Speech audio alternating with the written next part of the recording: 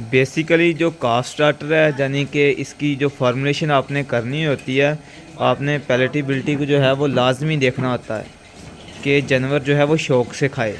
यही नहीं कि आपने जो है वो 25% या 24% सीपी रख देनी है, बल्कि आपने सीपी इस तरह सेट करनी है, वो सोर्सेज लेनी है सीपी के लिए कि जिनकी पैलेटेबिलिटी जो है वो हाई है।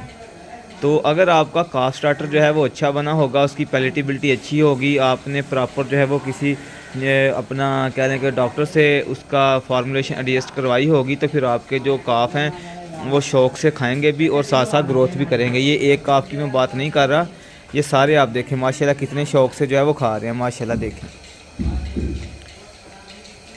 तो इसमें जो आपने इंग्रेडिएंट इस्तेमाल करने हैं वो कोशिश करें कि हाईली पैलेटेबल हो और उनकी जो पैलेटेबिलिटी है वो हाई हो, उसके साथ साथ उनकी जो आरयूपी वैल्यू है वो ज़्यादा हो।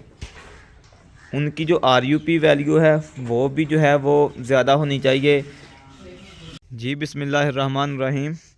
बहुत सारे फार्मर कहते हैं कि हमारे जो काफ हैं वो काफ स्टार्टर नहीं खाते, ठीक है, वंडा नहीं खाते, वनडे पे किस तरह लगाने हैं।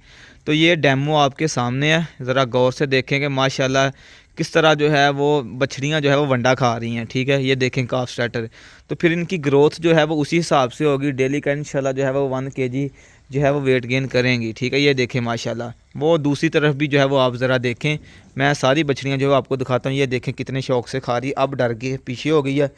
ये देखें, ठीक है, ये देखें कैसे लगे हुए हैं, ठीक है।